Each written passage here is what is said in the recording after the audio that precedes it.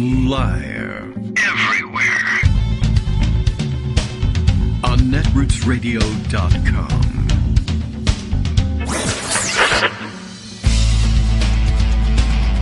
David Waldman. Kagro. In the morning.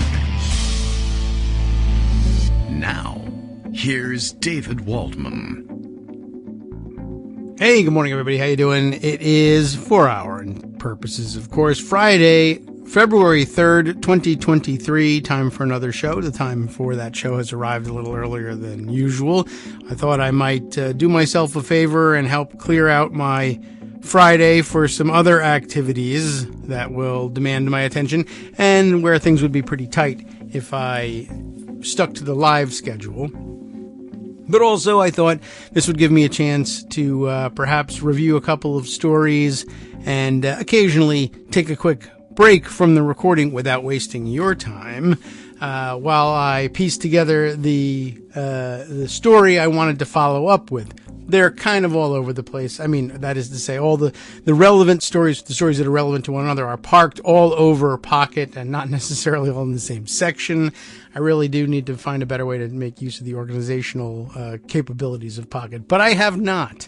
And so instead, we'll be doing things this way. A lot of what I want to catch up on is related to, I guess there's one thematic thing, stuff that's happening in the courtrooms or in the legal context. Though there are certainly a number of other offshoots and one-off stories that I might fill some time with. But one thing we haven't had a chance to look back on with or in detail are the reports now available about the nature of the Durham investigation. Of course, that's John Durham, special counsel appointed during the Trump administration. You remember the one. Who's really, I guess in this case, the godfather of the weaponization of the federal government inquiry that Jim Jordan is now launching. He was the one charged with the work of looking into the origins of the Trump-Russia investigation to find out whether there was any merit to the Trump world belief, gospel, really, that the investigation had started on a premise that was either too thin to support a full-blown federal investigation, let alone a special counsel inquiry, or in fact that had utilized, as the Trump inner circle liked to put it, utilized illegal methods or methods that were invalid in some way in order to launch the investigation.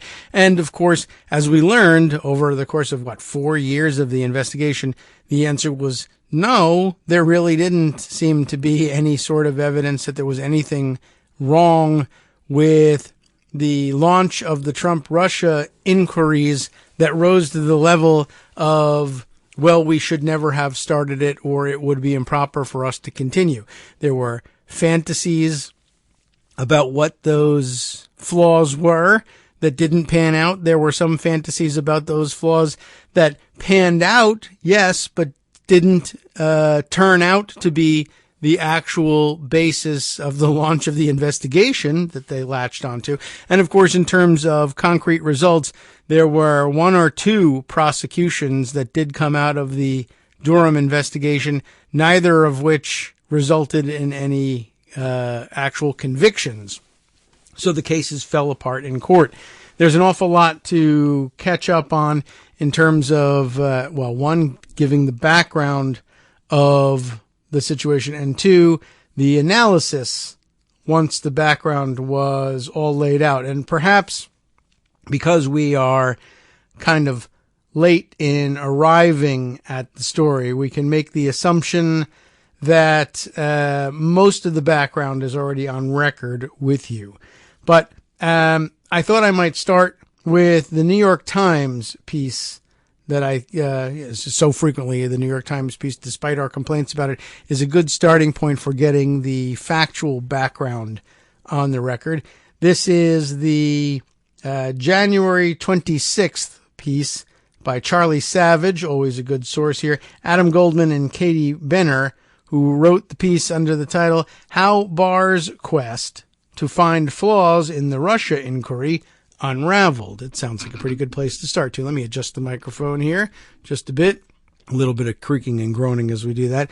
The subheader on the piece here, the review by John Durham at one point veered into a criminal investigation related to Donald Trump himself, even as it failed to find wrongdoing in the origins of the Russia inquiry. And the fact that it had to veer at all in order to get to a criminal investigation is kind of interesting. Not to mention what kind of criminal wrongdoing was actually uncovered during the investigation, but went uncharged. Never mind the ones that they actually brought charges against people and couldn't make them stick in court. There's a lot going on. The article begins this way. It became a regular litany of grievances from President Donald Trump and his supporters. The investigation into his 2016 campaign ties to Russia was a witch hunt, they maintained, that had been opened without any solid basis, went on too long, and found no proof of collusion. Egged on by Mr. Trump, Attorney General William Barr set out in 2019 to dig into their shared theory that the Russia investigation likely stemmed from a conspiracy by intelligence or law enforcement agencies. To lead the inquiry, Mr. Barr turned to a hard-nosed prosecutor named John H. Durham and later granted him special counsel status to carry on after Mr. Trump left office. But after almost 4 years, far longer than the Russia investigation itself, Mr. Durham's work is coming to an end without uncovering anything like the deep state plot alleged by Mr. Trump and suspected by Mr. Barr.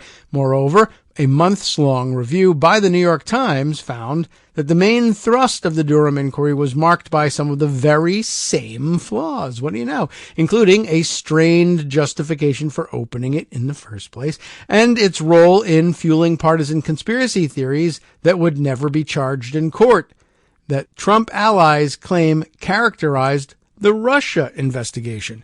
Who's going to investigate the investigators? Well, of course, investigators who will make the same quote-unquote mistakes that they claim were made in the initial investigation. We'll double down on it. They violated the law in their investigation. We'll violate the law in ours because, of course, every Republican accusation is a confession. They absolutely intend to do everything that they believe was done to them and more. And so they have.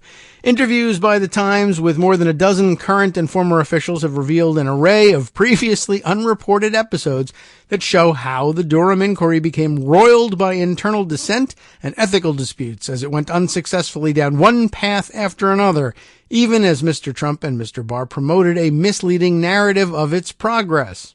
What do you know? Mr. Barr and Mr. Durham never disclosed that their inquiry expanded in the fall of 2019 based on a tip from Italian officials, I mentioned this, to include a criminal investigation into suspicious financial dealings related to Mr. Trump. Yes, you heard it right. They got a tip in the middle of the Durham investigation from the Italian government. We have found actual possible criminal wrongdoing here. It involves Mr. Trump. Do you want the tip? Well, they took the tip. But what did they do with it? Well, the specifics of the tip and how they handled the investigation remain unclear. But Mr. Durham brought no charges over it. It comes back later on in the thing, of course.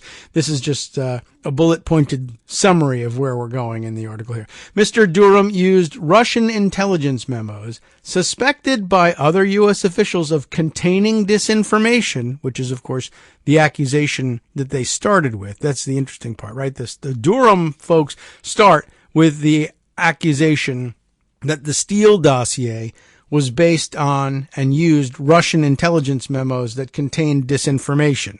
We'll get to the bottom of it by using Russian memos that people consider to be disinformation to pursue our inquiry into other people using Russian memos that contain disinformation. It doesn't sound like a formula for success. And guess what? It wasn't. Mr. Durham used Russian intelligence memos suspected by other U.S. officials of containing disinformation to gain access to emails. Oh my gosh, his emails. Whose emails? Emails of an aide to George Soros. Yes, of course there had to be a George Soros angle in all of this. We're paying good money. We need one on there. And so they gained access to the emails of an aide to Soros. You know who he is, the financier and philanthropist who is a favorite target of the American right and Russian state media, by the way.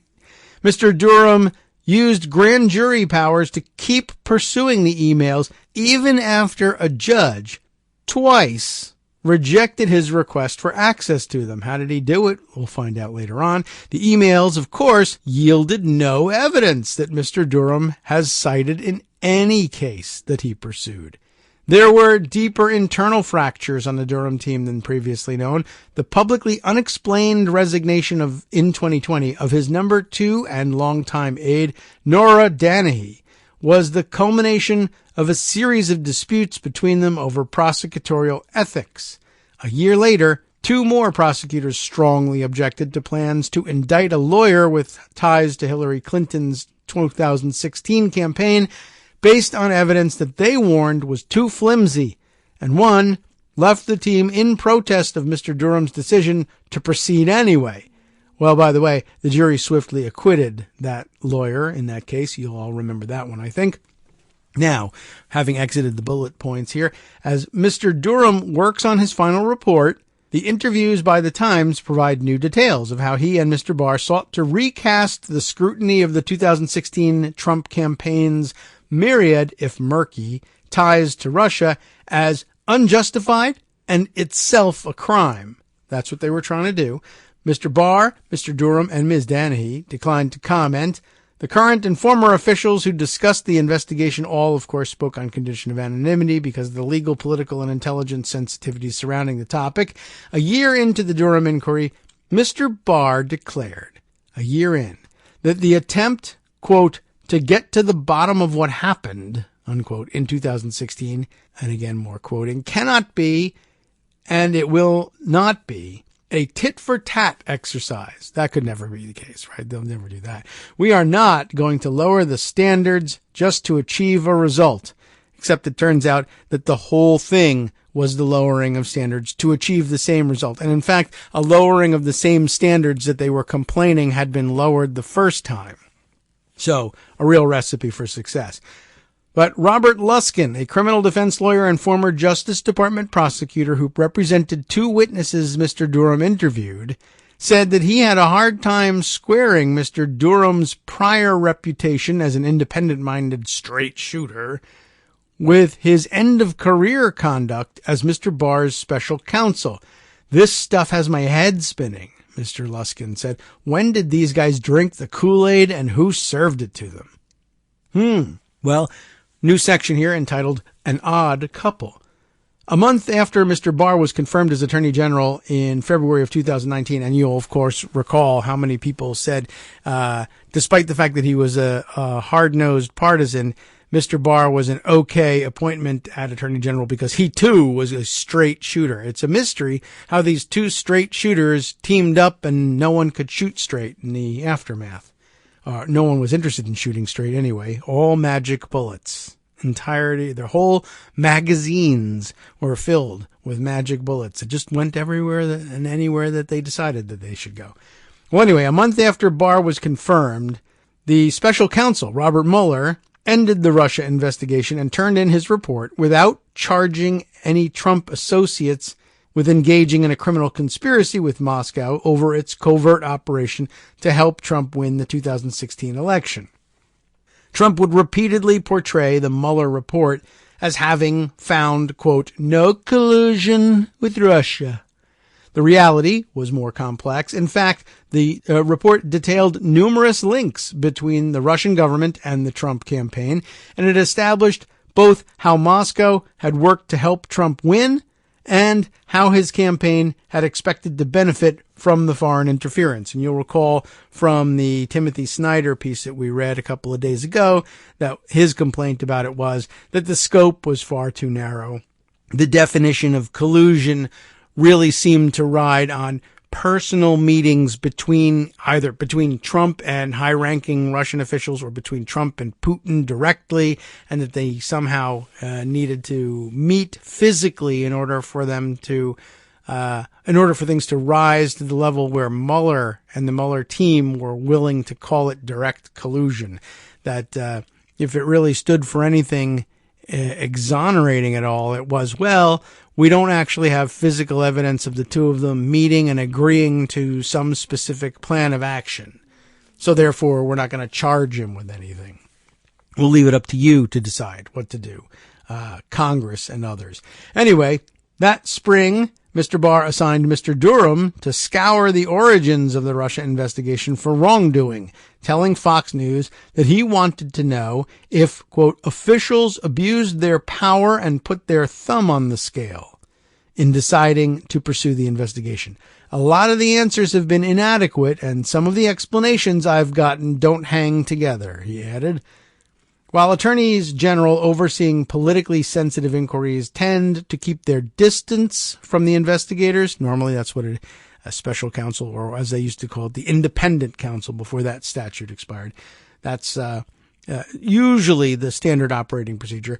Well, while that was usually the case, Mr. Durham visited Mr. Barr in his office for at times weekly updates and consultations about his day-to-day work. They also sometimes dined and sipped scotch together, people familiar with their work said. In some ways, they were an odd match. Taciturn and media-averse, the goateed Mr. Durham spent more than 3 decades as a prosecutor before Mr. Trump appointed him the U.S. Attorney for Connecticut. Administrations of both parties had assigned him to investigate potential official wrongdoing, like allegations of corrupt ties between mafia informants and FBI agents, and the CIA's torture of terrorism detainees and destruction of evidence. By contrast, the vocal and domineering Mr. Barr has never prosecuted a case. Did you know that? And is known for using his law enforcement platform to opine on culture war issues and politics. We all knew that.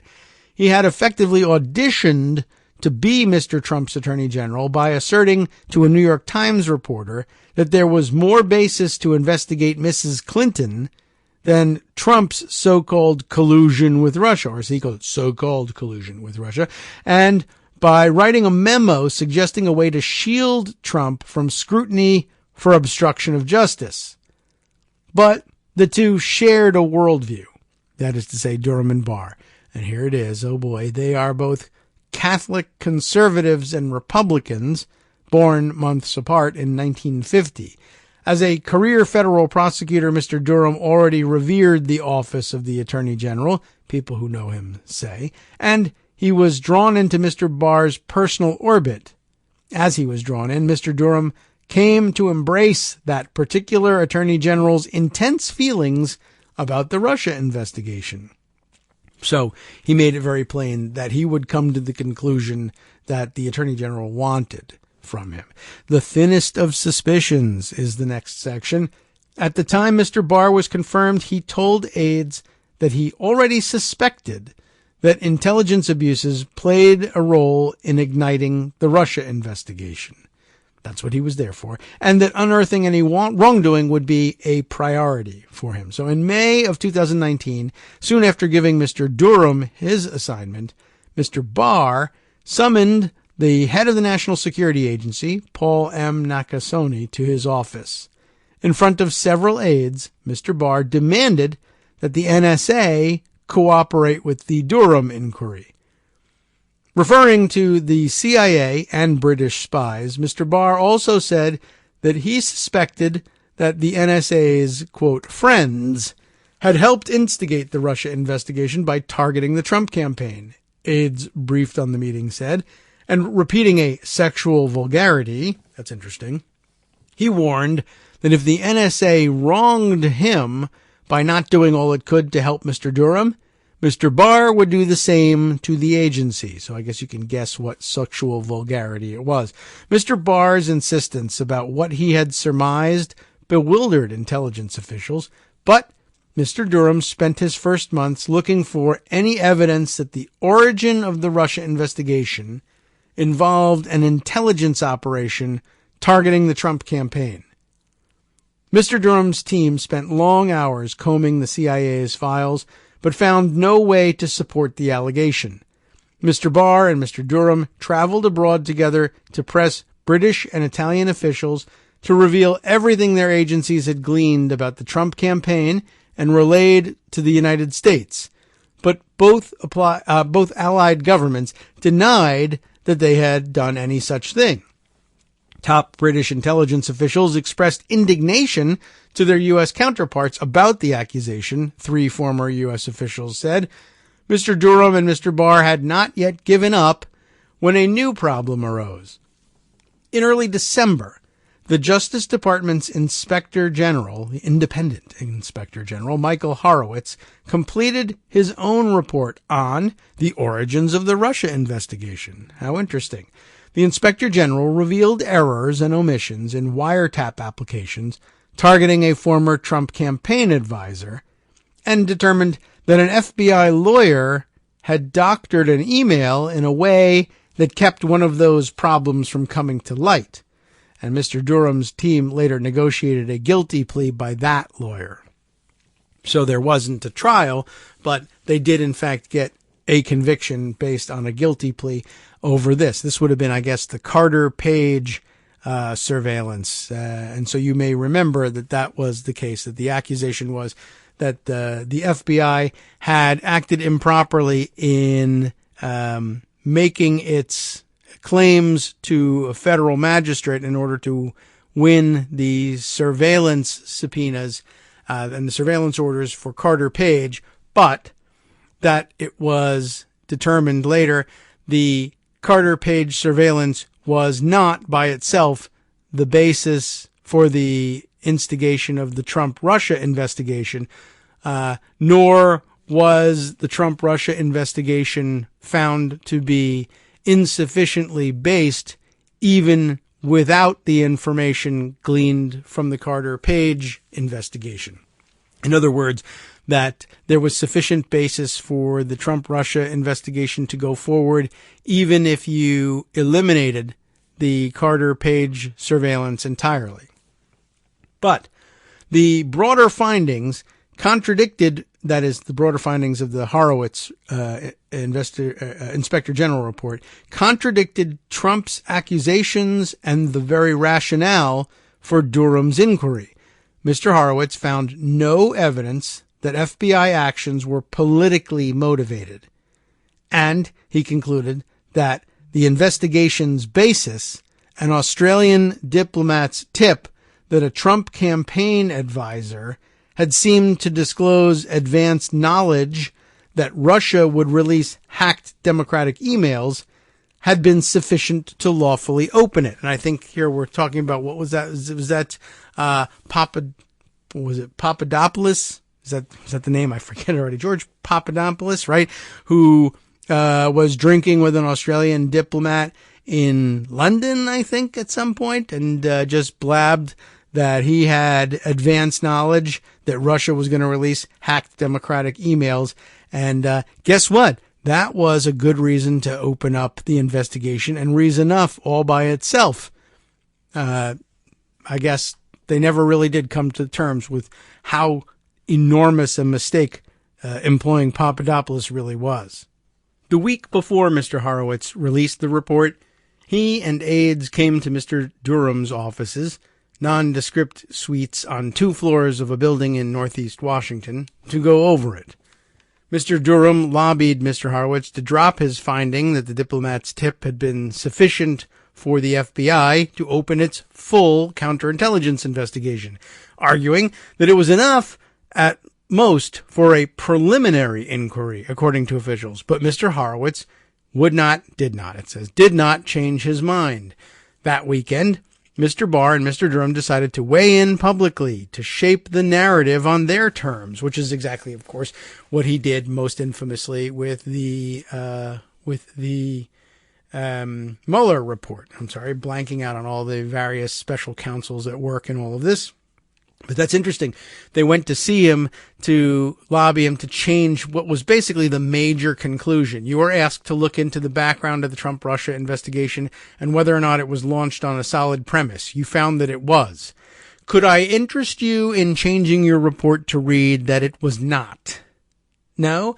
Could I interest you in changing your report to read that, well, it wasn't that it was totally invalid, but that it was at best only valid enough for a preliminary investigation, but not a full investigation?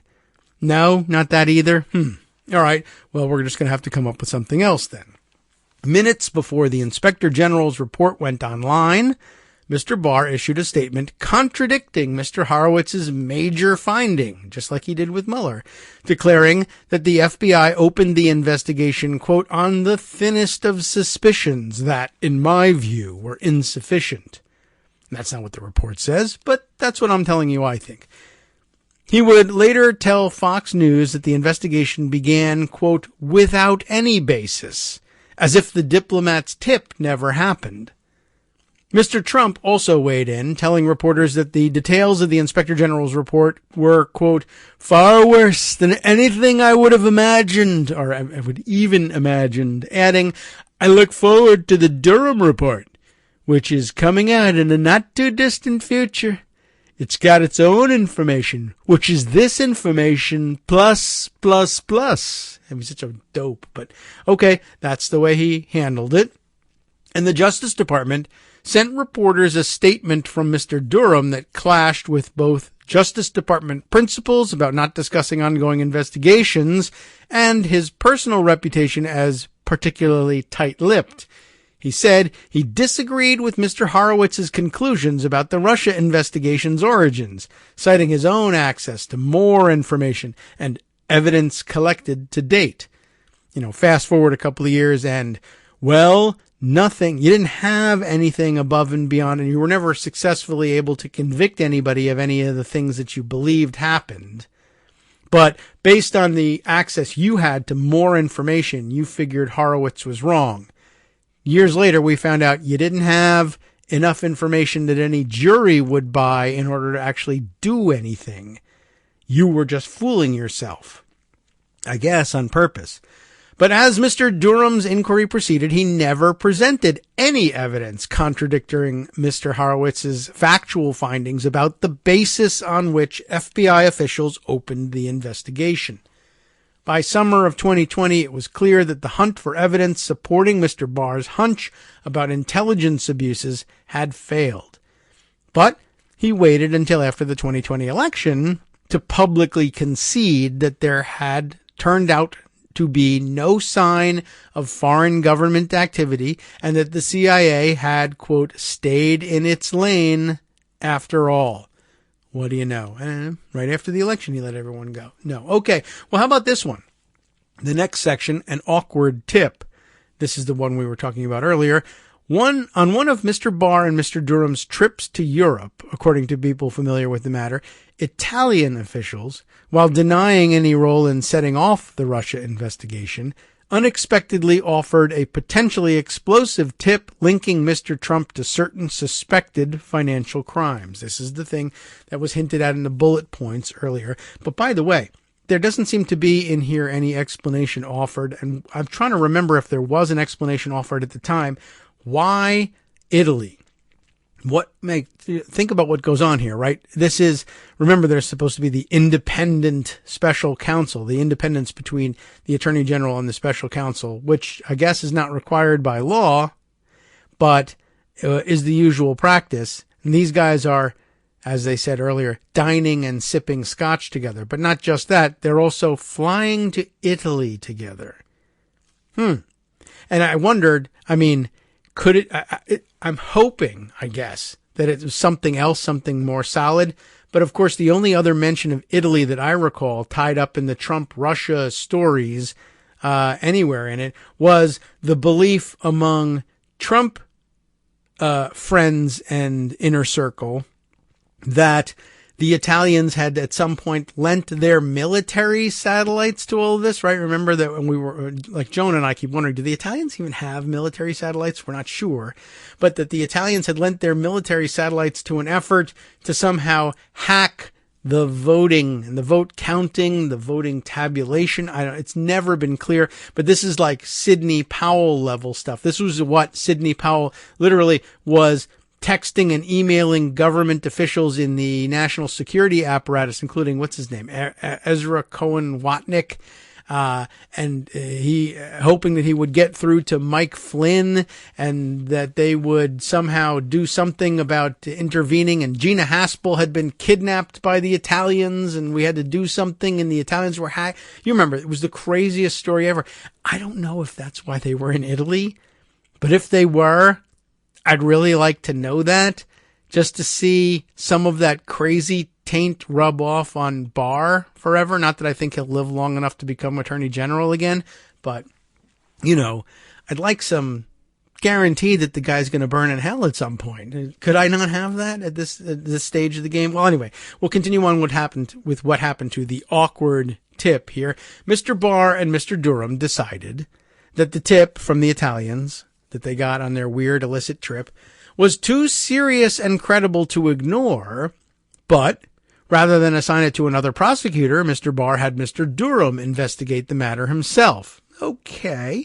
Giving him criminal prosecution powers for the first time, which is interesting. Might be something we discuss later on, but that's generally speaking why we would have a special counsel in the first place, was that we anticipated some sort of criminal prosecution powers. But at any rate, this happens for the first time when they get this tip about criminal activity involving Trump. And yet, even though the possible wrongdoing by Mr. Trump did not fall, I'm sorry, so I guess I should explain, or just maybe I should just read it the way it's put here. So he's given criminal investigation powers for the first time, even though the possible wrongdoing by Mr. Trump did not fall squarely within Mr. Durham's assignment to scrutinize the origins of the Russia inquiry, people said. Like, at first, it makes a certain amount of sense. Say, all right, he goes to Italy, he gets this tip, there's a serious allegation of crime, he's a special prosecutor, he's with the Attorney General. The Attorney General says, we should really look into this. Somebody could say, well, sure, somebody, but it should be somebody else. One, to maintain the independence, and two, I'm actually working on the origins of the Russia inquiry, and this doesn't appear to have anything to do with that. Shouldn't somebody else investigate that? And Barr's answer is, no, you take care of it, for whatever reason. Mr. Durham, though, never filed any charges, and it remains unclear what level of an investigation it was, what steps he took, what he learned, and whether anyone at the White House ever found out. The extraordinary fact, actually, they did find out, and I think we learned that later on in this piece too, unless it was somewhere else that I read this bit, and if that's the case, hopefully I'll remember it and call it out. But the extraordinary fact that Mr. Durham opened a criminal investigation that included scrutinizing Mr. Trump has remained secret. And that is true. That's pretty extraordinary. Don't you think that under any other administration, if a special counsel appointed by the Attorney General opens an investigation into alleged criminal wrongdoing by the sitting president, that would make news? Or if it didn't make news and they didn't announce it, but it was somehow later became known, it would be a scandal unto itself that the press was never informed? Aren't we right now in the middle of that scandal with the Biden documents situation? You found documents and voluntarily informed the archivist and turned them over to the FBI.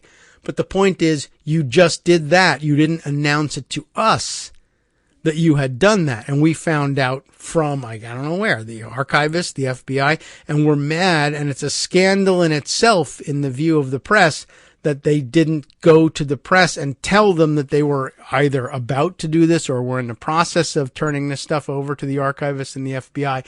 And therefore that constitutes a cover-up. Here, a special counsel investigating, I guess, remember, he's investigating what the current sitting president of the United States calls the biggest crime in the history of our country. And along the way, comes across serious and credible evidence of criminal wrongdoing by that same president and decides, A, not to do anything, but B, decides not to tell anybody in the press that he's actually gotten this information, remember, these are the people who think Biden not telling them first about the classified documents is a scandal in itself. Curiously, a weird double standard is in operation. Oh no, we've never heard this story before. All right, but check this out. I think this is the part that I was waiting for about Trump. It's weird that they say it's unclear whether anybody at the White House ever found out. I mean, see what you think after this paragraph. In October of 2019, a garbled echo of the situation became public. The Times reported that Mr. Durham's administrative review of the Russia inquiry had evolved to include a criminal investigation, while saying it was not clear what the suspected crime was. Citing their own sources, many other news outlets confirmed the development. That is, that the Durham investigation had evolved into a situation where it included a criminal investigation, as it probably should have been understood to be from the beginning. But okay, fine, it wasn't. Now they're saying we now have a criminal element to this investigation. News reports, however, were all framed around the erroneous assumption, and you can be forgiven for this assumption, that the criminal investigation must mean that Mr. Durham had found evidence of potential crimes by officials involved in the Russia inquiry, because, of course, that's what his job was. If he was announcing that he had found some other criminal wrongdoing, or any criminal wrongdoing, it was probably related to his investigation of the Trump-Russia investigation, right?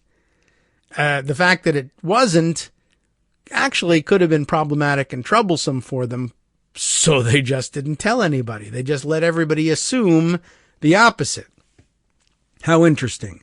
Well, Mr. Barr, who weighed in publicly about the Durham inquiry at regular intervals in ways that advanced a pro-Trump narrative, so that was his regular practice, he chose in this instance not to clarify what was really happening. By the spring and summer of 2020, with Mr. Trump's re-election campaign in full swing, the Durham investigation's, quote, failure to deliver scalps in time for the election began to erode Mr. Barr's relationship with Mr. Trump, Mr. Barr wrote in his memoir. Mr. Trump was stoking a belief among his supporters that Mr. Durham might charge former President Barack Obama and Vice President Joseph Biden, of course.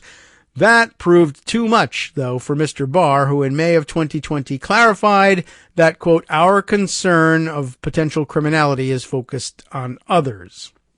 So that's pretty interesting. I guess it doesn't go as far as I thought it would down this. I must have read it elsewhere, but my recollection is that Trump actually uses the news that a criminal investigation, that the Durham investigation has taken a criminal turn in all of this, to launch these accusations, to say, yeah, he found out criminal information, all right, and it's going to be used to charge Barack Obama and Joe Biden, sleepy Joe Biden is going to be caught up in this. He actually used, remember what this is. This is information that Trump is the criminal in all of this. And Trump uses this information to say, guess what I found out? I found out that he learned that Obama and Biden are criminals. So seems unlikely that no one at the White House finds out. It sounds like they actually did find out, but having been assured that Durham was either going to do nothing with it or at the very least would keep the details of it secret, decided, well, every Republican accusation is a confession. We might as well go ahead and say that the real criminal targets here are exactly who we wish they were going to be at the beginning of this investigation, but really aren't. And now, who'd you say they were going to maybe charge with wrongdoing? Oh, me? Oh, well, the only way to deal with that is to say, it's really them. And that's what he did. Even so, that is to say, even when Barr finally says, all right, that's a little too much for me, I'll at least say this. The concern of potential criminality is focused on others, not Barack Obama and Joe Biden. But that, of course, gets no print. Even so, And I guess it did, get print because it's linked here. So it must have gotten some coverage, but naturally nothing like the style of coverage that it would have gotten that anyone would have put to Trump's declaration that it was Obama. Even so, in August, remember August of 2020, we're talking, Mr. Trump lashed out in a Fox interview asserting that Mr. Obama and Mr. Biden, along with top FBI and intelligence officials, here it is, had been caught in, quote, the single biggest political crime in the history of our country, unquote. And the only thing stopping charges would be if Mr. Barr and Mr. Durham wanted to be, quote, politically correct. That's what he did with it. He was pretty damn explicit. This is, by the way, August. So that's 3 months after Barr has gone on record to say, no, what the president is hinting at here is not true. The criminal activity that's been alleged does not, in fact, have anything to do with Barack Obama or Joe Biden. 3 months later, Trump's interpretation of it is not only does it, in fact, have to do with Obama and Biden, but that it is evidence of the single biggest political crime in the history of our country, which just also happens never to have resulted in any charges or even any public acknowledgement that there was such a suspicion by anyone who wasn't a crazy idiot or Trump himself or both. Against that backdrop, Mr. Barr and Mr. Durham did not shut down their inquiry when the search for intelligence abuses hit a dead end.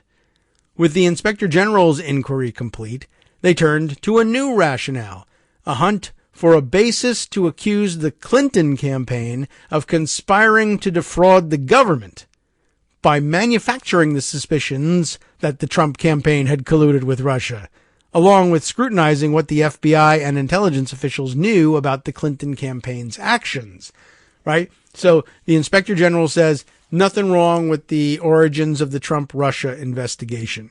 They can't dissuade him. They can't make him change his mind. They can't make him rephrase it. So they now say, all right, well, we think that maybe just people were focusing on the wrong part. That's why he came to the conclusion that there was nothing wrong with it, because what was really wrong with it was that the Hillary Clinton campaign made the whole thing up and planted evidence and tried to get the FBI to investigate it. That's a defrauding of the government and waste of government resources.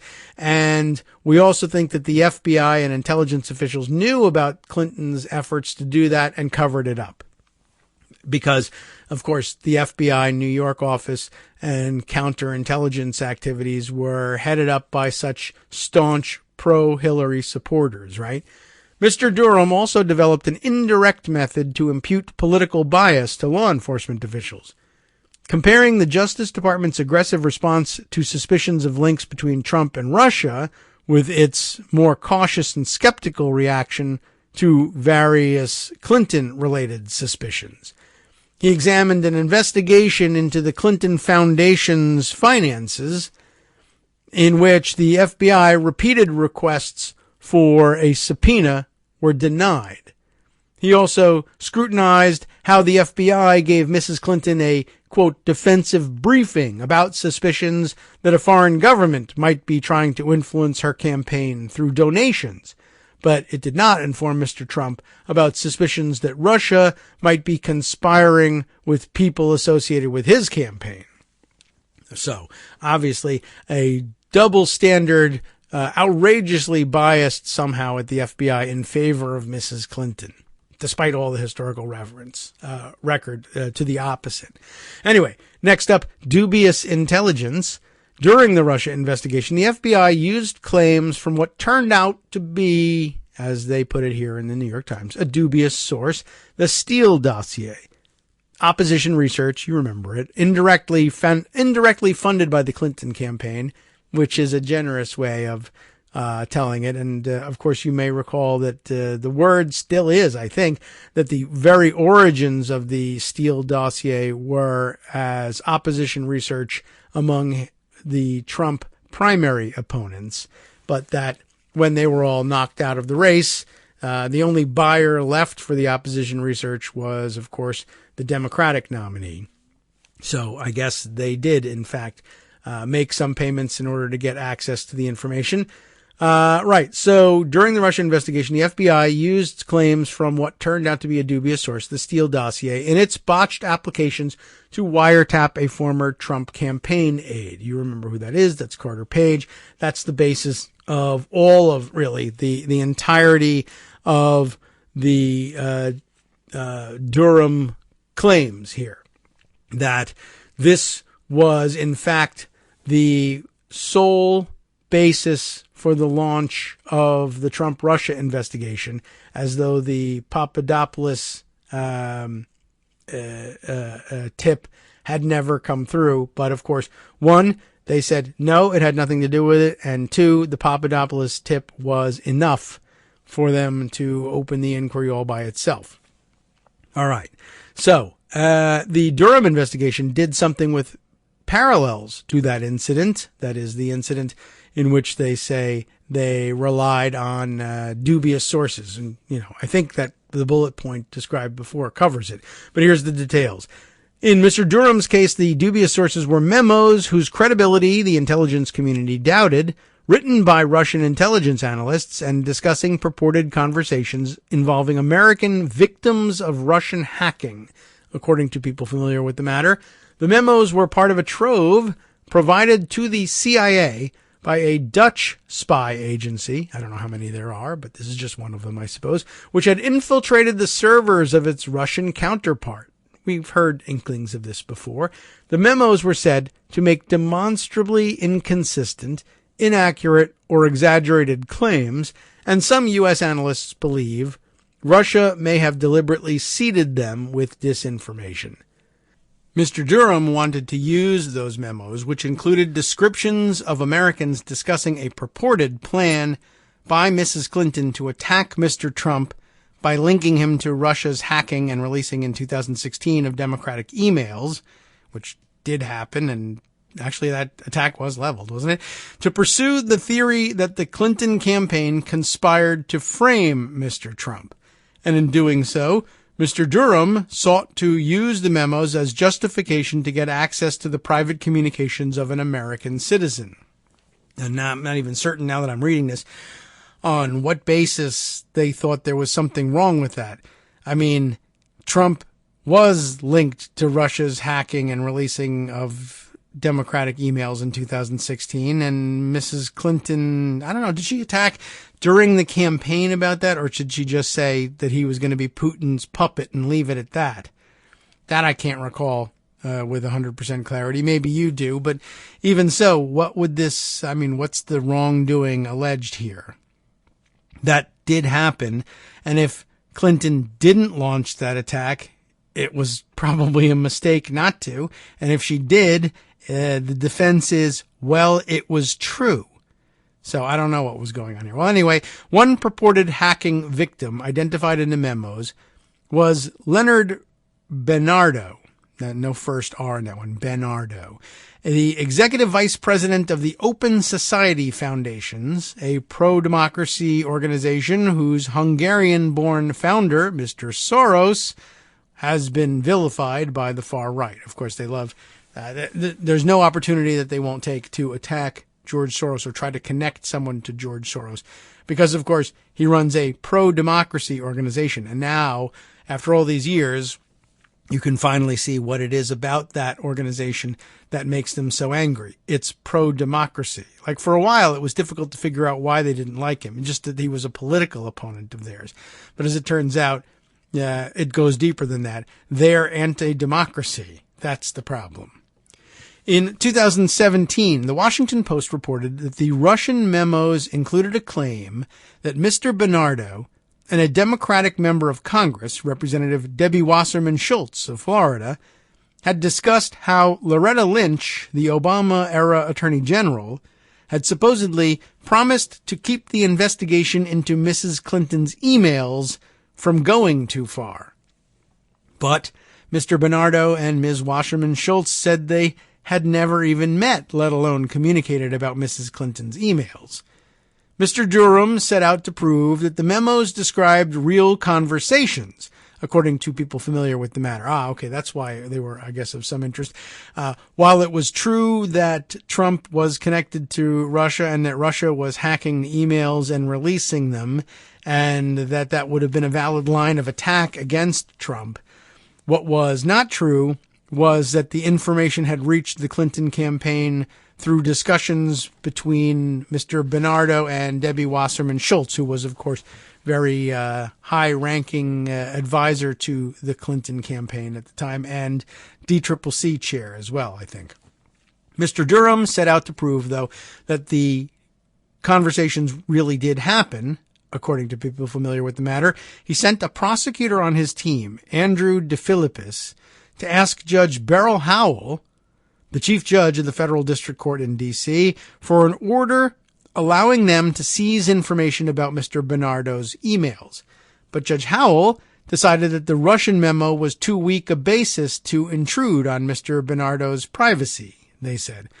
Mr. Durham then personally appeared before her and urged her to reconsider, but she again ruled against him. That's an interesting scenario all by itself. In other words, they must have said, well, we have this Russian memo that suggests that he colluded with her. Bernardo colluded in some way with Debbie Wasserman Schultz to pass on information, I guess, to the Clinton campaign, alleging that Trump was somehow connected to the Russian hacking and the release of the emails, which he was, but that conversation never took place. And the judge says, what do you think about that? I guess presumably to somebody representing, I don't know who, Mr. Bernardo, perhaps, or Debbie Wasserman Schultz, or Clinton, or somebody who's there to represent the other side, who says, well, you know, Your Honor, we have information that says that those Russian memos are probably seeded with disinformation. They're not trusted in intelligence circles.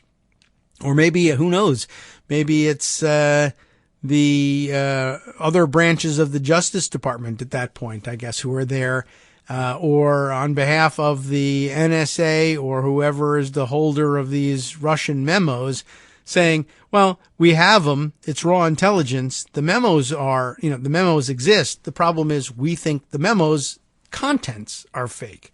And Judge Howell says, well, have you got anything else besides these supposedly fake memos? No. So now it's a he said, she said situation. All right, that's not enough for me granting you a subpoena to get into somebody's emails. And John Durham says, essentially, well, we strongly object, right? What was the line from a Few Good Men, right? We strenuously object. Oh, strenuously and personally. Well, no. The fact that you have come here yourself to show me your bald head, but make the same argument that I just rejected, means I must now reject that argument directly in front of your bald head, but that's the only thing that has changed. Well, that wasn't it for Durham. Rather than dropping the idea, Mr. Durham sidestepped Judge Howell's ruling, which she must have loved, by invoking grand jury power to demand documents and testimony directly from Mr. Soros's foundation and Mr. Bernardo about his emails, the people said. It is unclear whether Mr. Durham served them with a subpoena or instead threatened to do so if they did not cooperate. What has happened here? He goes to a judge to try to get the subpoena issued so he can directly subpoena Soros and or Bernardo and or Debbie Wasserman Schultz for the emails. The judge says no. He goes the second time. The judge says no. And there's another source then at that point, which Durham turns to, another source of subpoena power. If I can't get a judge to sign off on it, I'll take it to a grand jury. And with a grand jury, as we say, they'll indict a ham sandwich. Well, they'll also, generally speaking, give you the power you need to get a subpoena as well. They can authorize one if you can't get a judge to. Now, if you can't get a judge to twice, it's, probably for good reason. Whether or not the judge's 2 prior rejections would be admissible in front of the grand jury, That I don't know, but probably not, because the only one talking to the grand jury is the prosecutor. That's why the prosecutors are able to get grand juries to indict ham sandwiches. The ham sandwich is not allowed representation before the grand jury. That's the problem. So anyway, he talks a grand jury into giving him the access that he wants. So, case closed, right? Now he's got Bernardo dead to rights, doesn't he? Well, apparently not. But at any rate, rather than fighting in court, we're still wondering here, remember the stage of the game we're at. We don't know whether Durham has asked for a formal subpoena from the grand jury, or whether he has said, listen, I got a ham sandwich and a grand jury. So either give me what I'm looking for, or I'll visit you with a subpoena that demands it. The people in this case, Bernardo, Open Society, and I don't know whether Debbie Wasserman Schultz was there or not, but I guess not. It's probably just Bernardo. He says, I guess he figures I've got nothing to hide. It's not really a great legal play usually, but whatever. I guess he was pretty sure of himself. And he says, all right, you know what? Don't bother getting a subpoena. Don't, forget it. I don't care. You don't care. I'll tell you what. Go ahead. Look at my emails. Rather than fighting in court, the foundation and Mr. Bernardo quietly complied, according to people familiar with the matter. But for Mr. Durham, the result appears to have been another dead end. What do you know? He felt he had nothing to hide because he did have nothing to hide.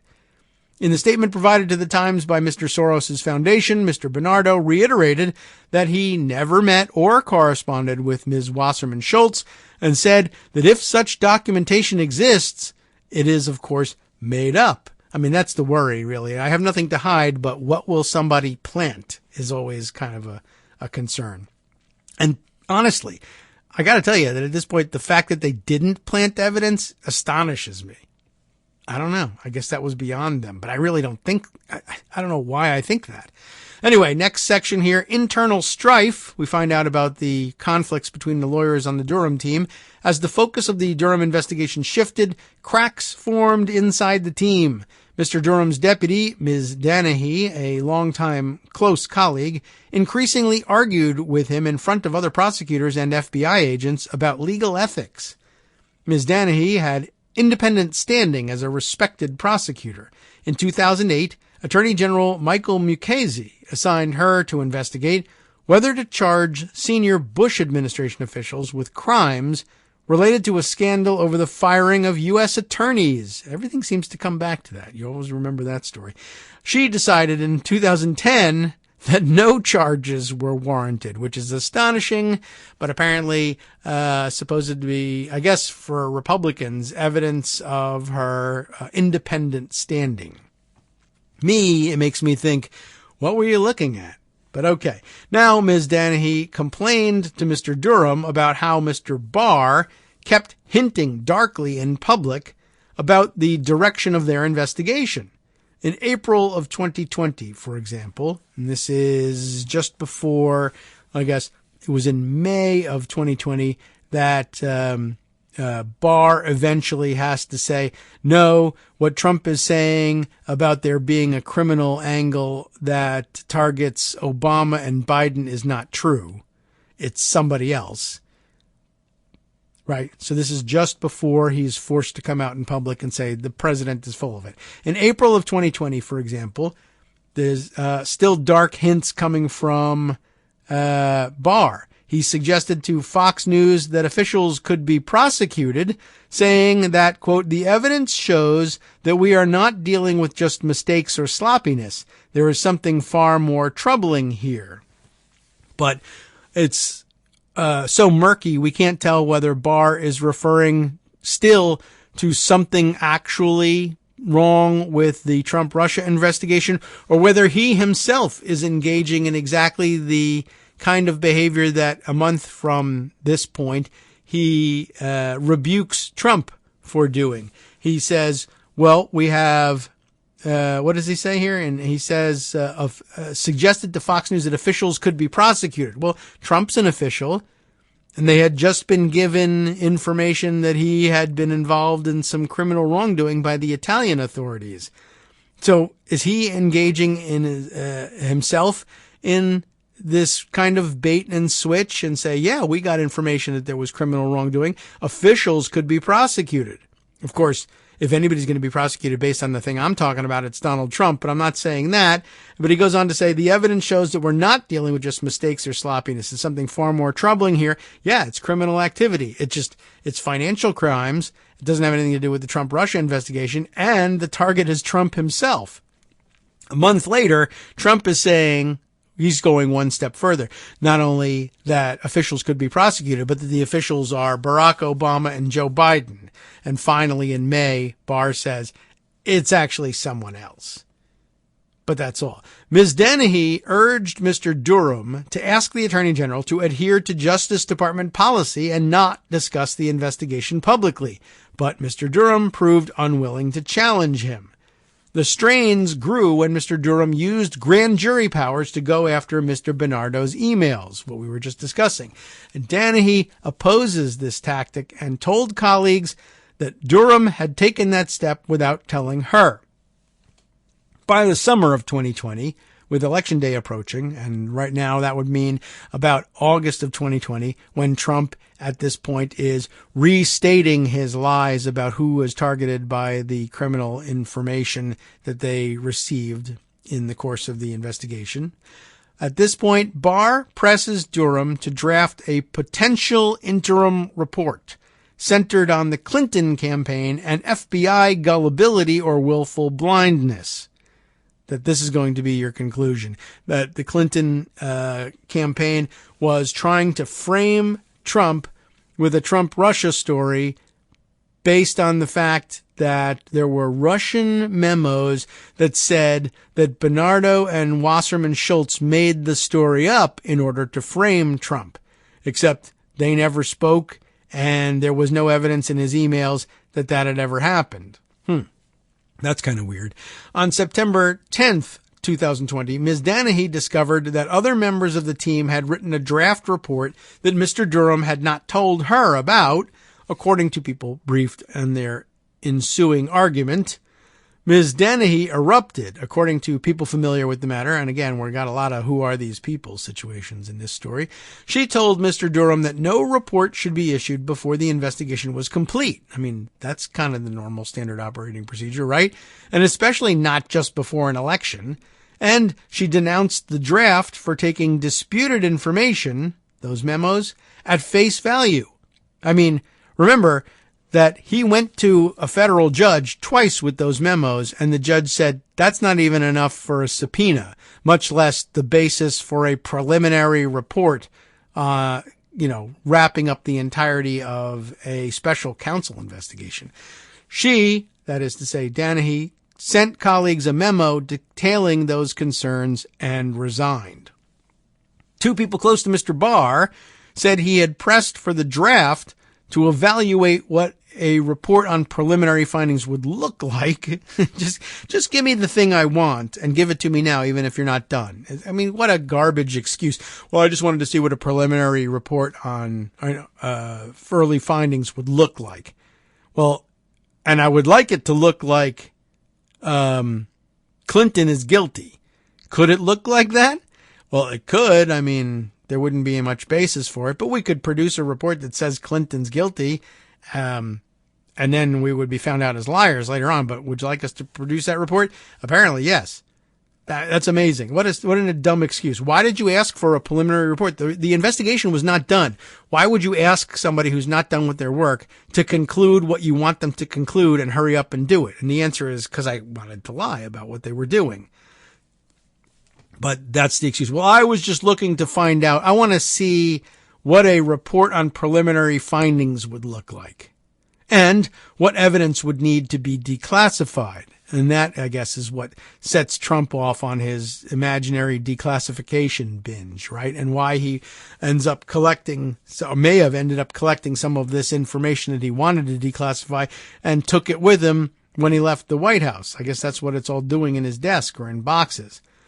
But they insisted that he intended any release to come during the summer or after the November 3rd election, not soon before Election Day, which sounds to me like, no, he really meant for it to be an October surprise. but in order to cover his ass, he says, well, I just wanted to find out what a report would look like. And I wanted to find out, during a time period where it wouldn't be considered controversial for me to find out. But if it happens to be during a period during which it would be very controversial for me to find out and release it to the press, well, what could I do? I want it during a valid time. But if it comes during an invalid time, that's okay too. In any case, in late September of 2020, about 2 weeks after Ms. Danahy quit, someone leaked to a Fox Business personality that Mr. Durham would not issue an interim report, disappointing Trump supporters hoping for a pre-election day bombshell. Stymied by the decision not to issue an interim Durham report, John Ratcliffe, remember him? Mr. Trump's National Intelligence Director, former member of Congress, right, tried another way to inject some of the same information into the campaign. So he's a little bit like Barr or Durham in this, right?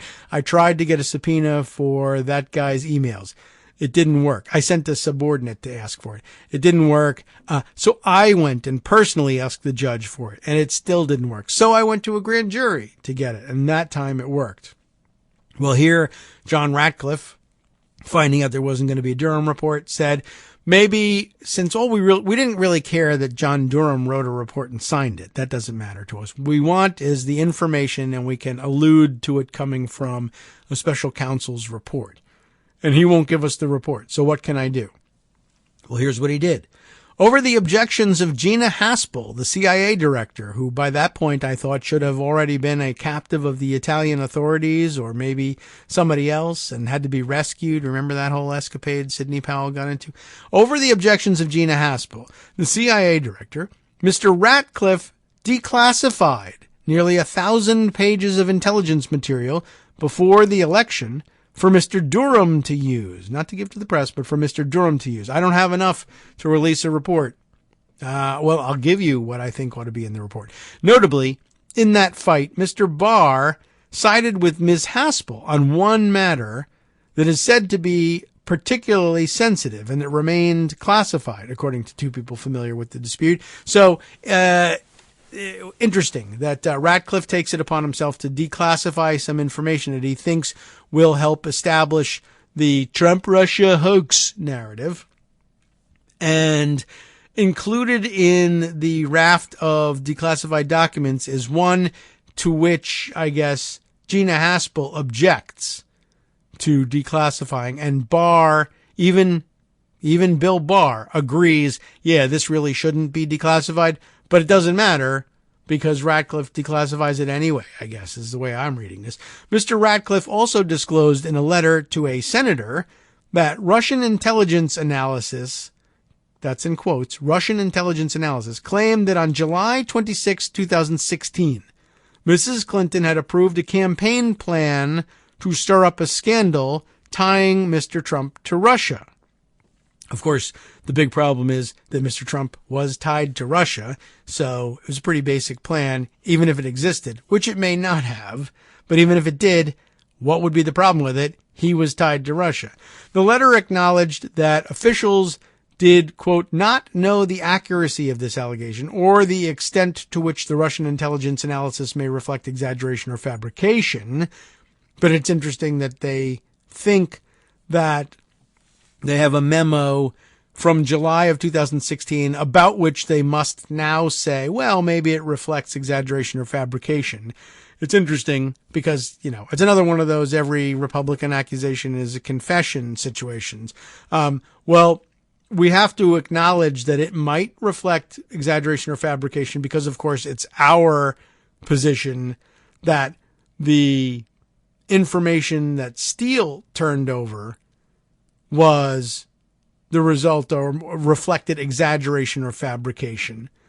And we can't claim that the problem with basing your investigations on things you glean from Russian intelligence is that it might be fabricated and then say, but it's not fabricated in this case. It's totally legit over here, but totally fabricated when you're using it against us.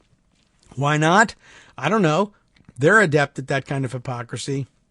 But they granted that concession. But anyway, it did not mention that there were many reasons that suspicions about the Trump campaign were arising in that period, like the diplomat's tip, Trump's continued flattery of Vladimir Putin, his hiring of advisors with links to Russia, his financial ties to Russia, and, of course, his direct call for Russia to hack Mrs. Clinton. The disclosure the disclosure by Ratcliffe infuriated Dutch intelligence officials who had provided the memos under strictest confidence, of course. Next up, fanning the flames. Late in the summer of 2021, Mr. Durham prepared to indict Michael Sussman, a cybersecurity lawyer who had represented Democrats in their dealings with the FBI about Russia's hacking of their emails.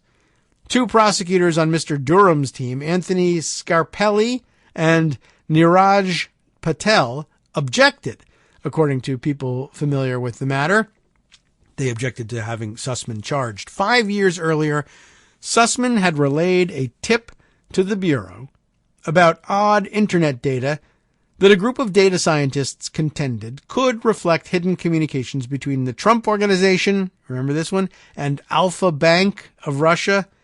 The FBI, which by then had already launched its Russia investigation, briefly looked at the allegation but dismissed it. Mr. Durham accused Mr. Sussman of lying to an FBI official by saying he was not conveying the tip for a client. The prosecutor maintained Mr. Sussman was there in part for the Clinton campaign. This is interesting. And now, of course, the question becomes, which office did Sussman go to? And it sounds an awful lot like it might, it's probably either the Washington office or the New York office. Either way, probably some substantial chance that he was speaking to somebody who was, in fact, willing to put a thumb on the scale in favor of Trump at that point.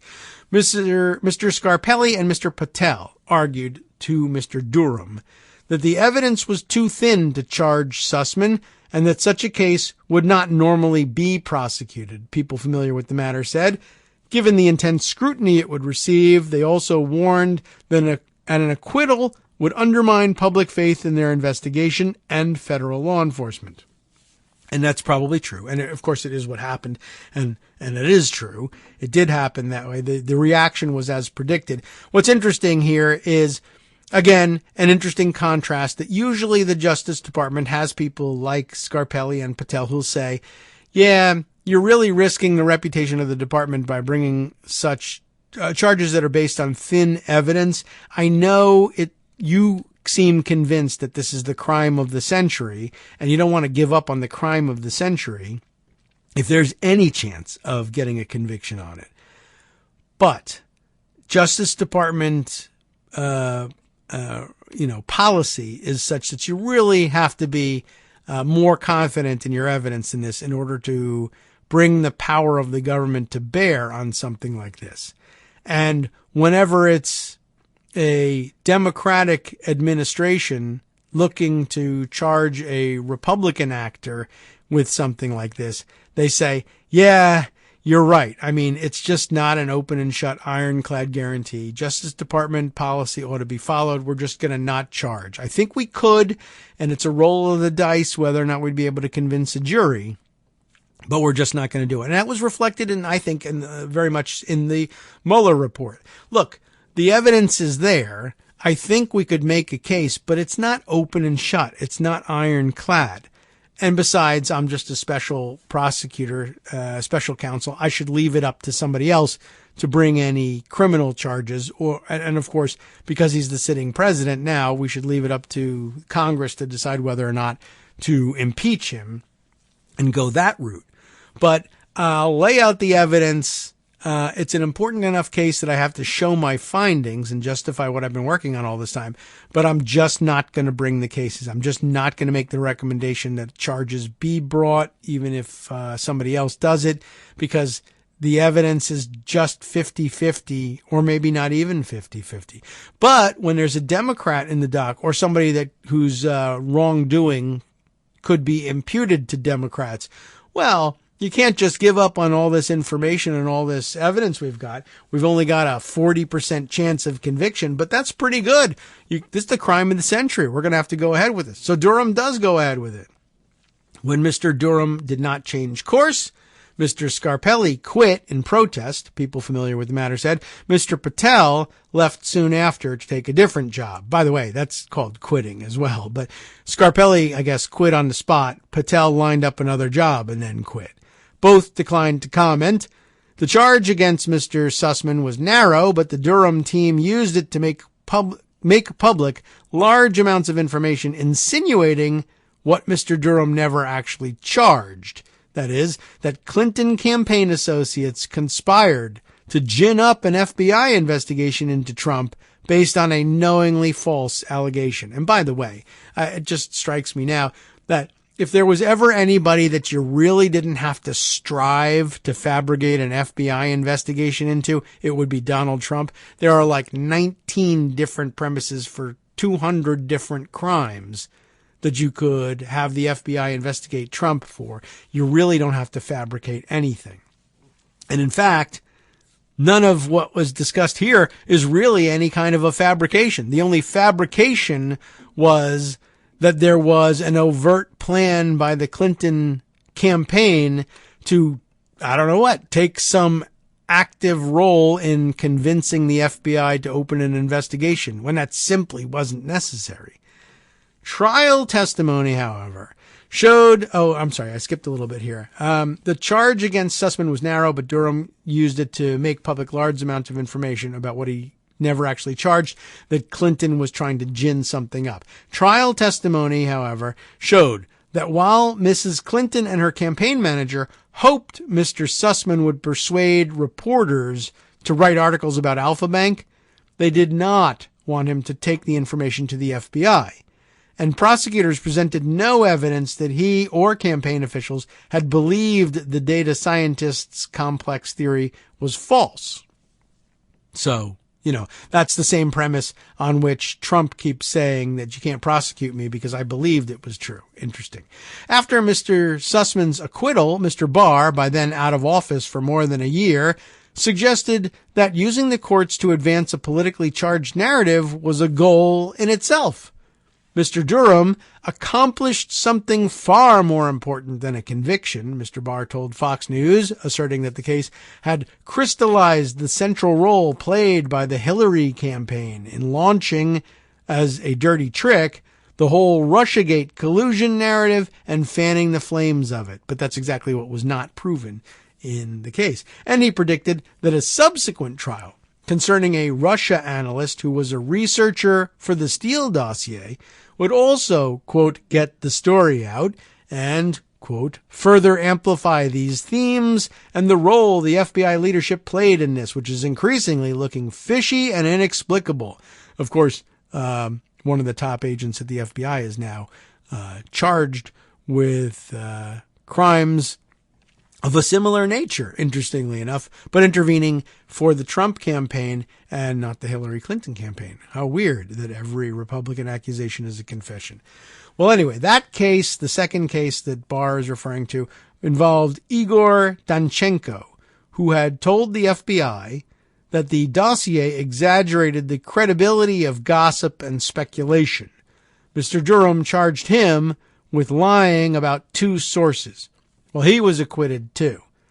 The two failed cases are likely to be Mr. Durham's last courtroom acts as a prosecutor of any kind.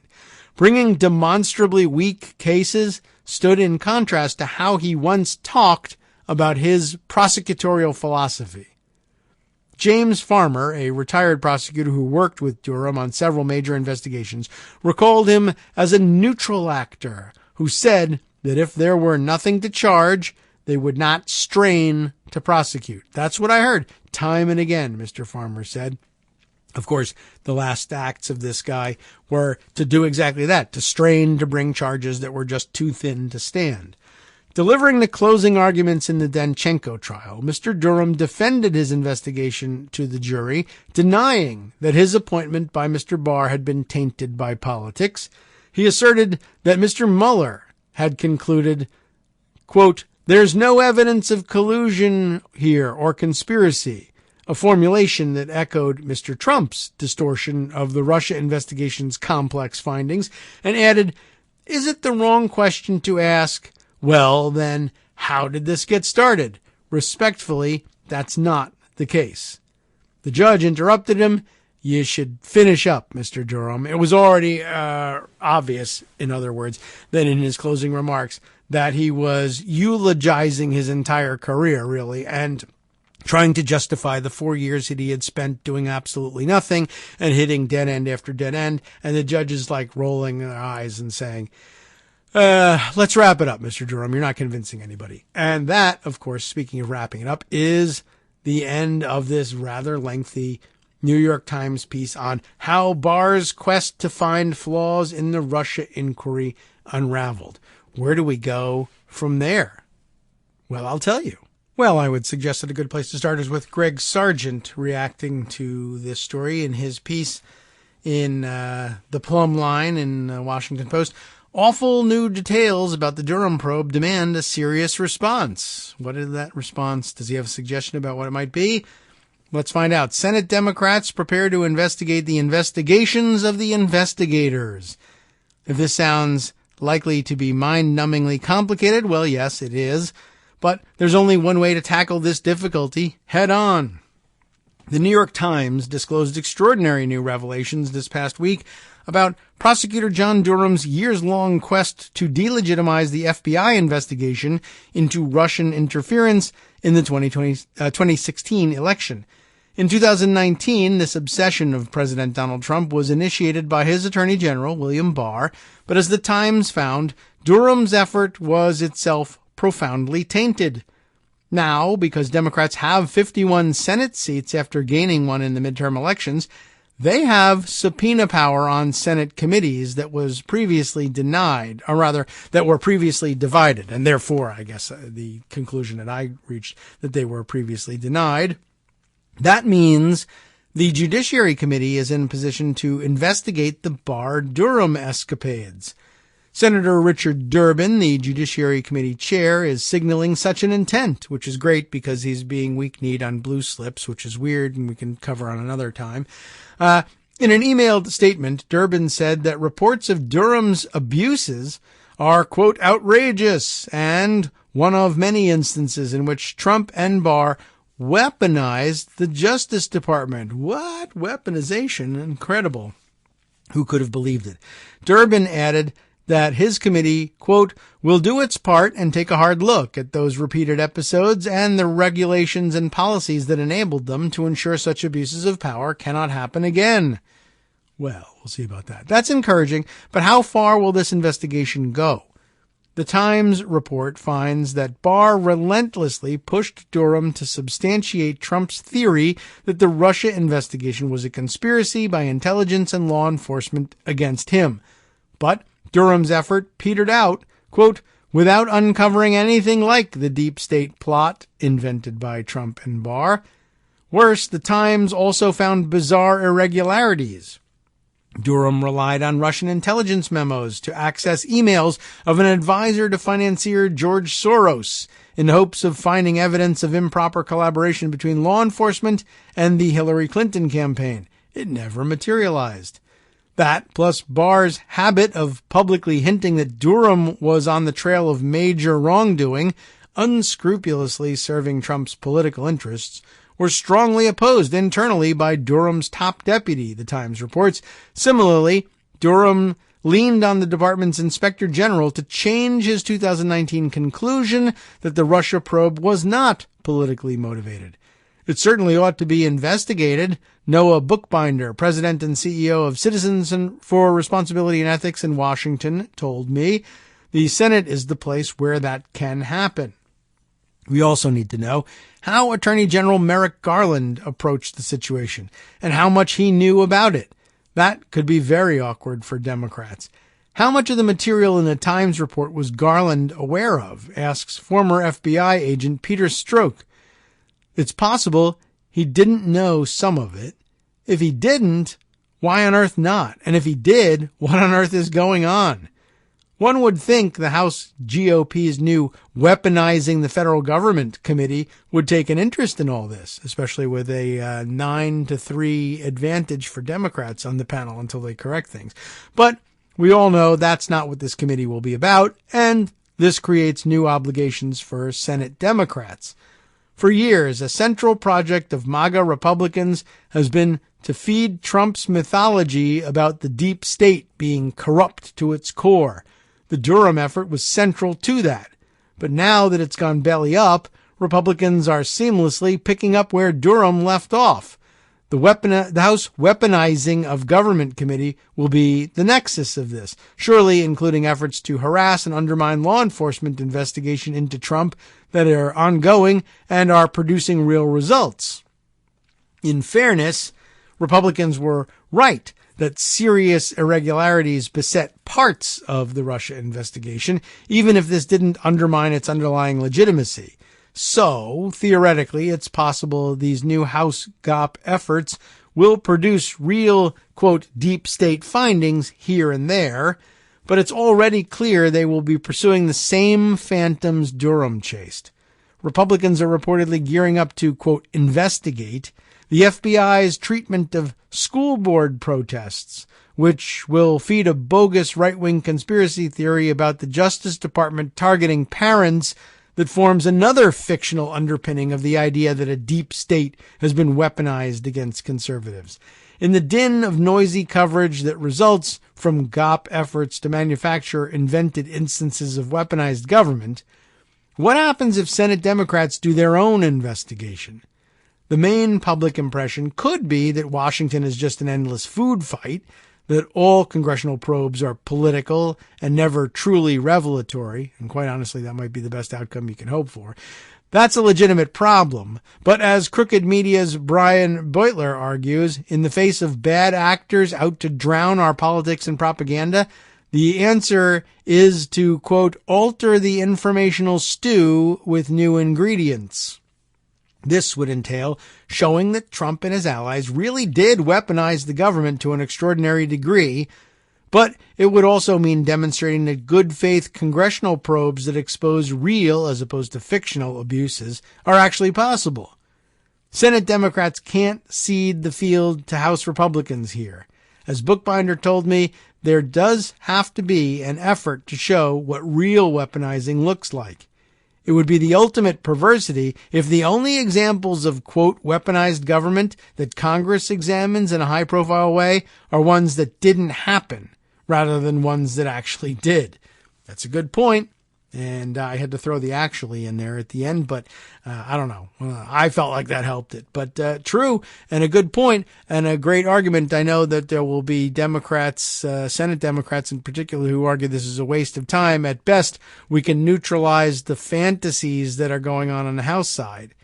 Well, that might be the best you could hope for. You might be able to actually do better than that. I don't know why that would necessarily be the end point of it, but the alternative of letting them run wild is not particularly good for Democrats, which of course means that in all likelihood, that's exactly what they'll decide on for some strange reason.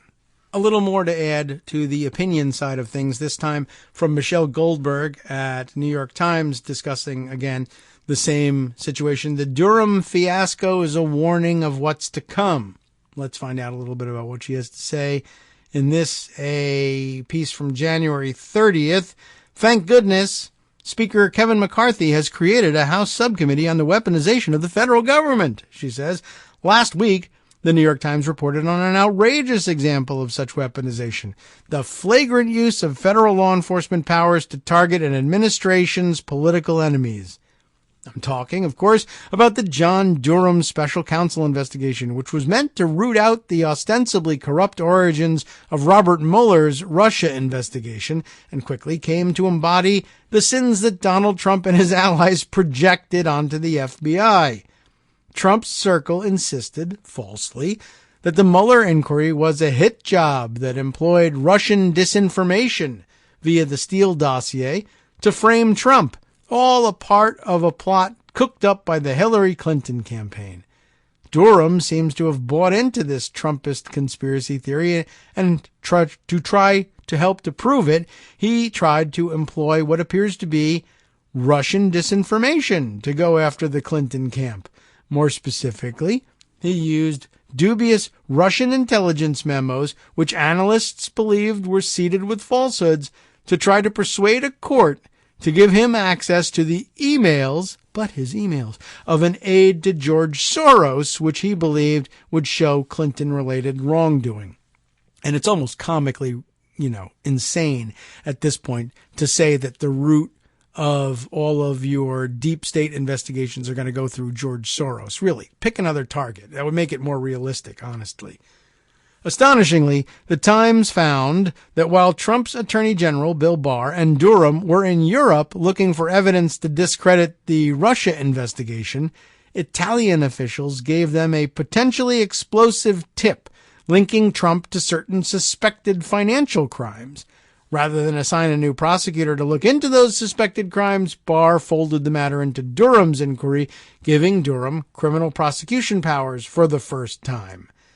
Then, the Attorney General sat back while the media inferred that the criminal investigation must mean that Durham had found evidence of malfeasance connected to Russiagate. Barr, usually shameless in his public spinning of the news, quietly let an investigation into Trump be used to cast aspersion on Trump's perceived enemies. The fate of that inquiry, by the way, remains a mystery. This squalid episode is a note-perfect example of how Republican scandal-mongering operates. The right ascribes to its adversaries, whether in the Democratic Party or the putative deep state, monstrous corruption and elaborate conspiracies. Then, in the name of fighting back, it mimics the tactics it has accused its foes of using. Look, for example, at the behavior that gave rise to Trump's first impeachment. Trump falsely claimed that Joe Biden, as vice president, used the threat of withholding American loan guarantees to blackmail the Ukrainian government into doing his personal bidding. Hoping to get Ukraine's president, Vladimir Zelensky, to substantiate his lies, Trump tried to use the threat of withholding American aid to blackmail the Ukrainian government into doing his personal bidding. The symmetry between accusations and counter-accusations, in turn, fosters a widespread cynicism about ever finding the truth. Although to me, it's a clarifying angle in the sense that it's like, well, I know it's very difficult to believe, but basically anything that they accuse anybody else of doing is what they either have done or are about to do, and it's a perfect roadmap. It doesn't mean, well, gosh, I'm so confused, both sides do it. It means one side does it and fantasizes that the other side does it too, but they really don't, so prosecute what you see. Anyway, it's not up to me. It's important to keep this in mind because we're about to see a lot more of it. Now that they control the House, Republicans have prioritized investigating their political opponents. McCarthy has stacked the Oversight Committee, central to the House's investigative apparatus, with flame-throwing fanaticists, including Murdery Trader Green, as we call her, Paul Gosar, and Lauren Boebert, all on the same committee. Further, as Politico reported in a field guide to the coming Republican inquiries, and it really doesn't deserve that level of scrutiny, but okay. Mr. McCarthy has urged Republicans to treat every committee like the Oversight Committee, meaning all investigations all the time.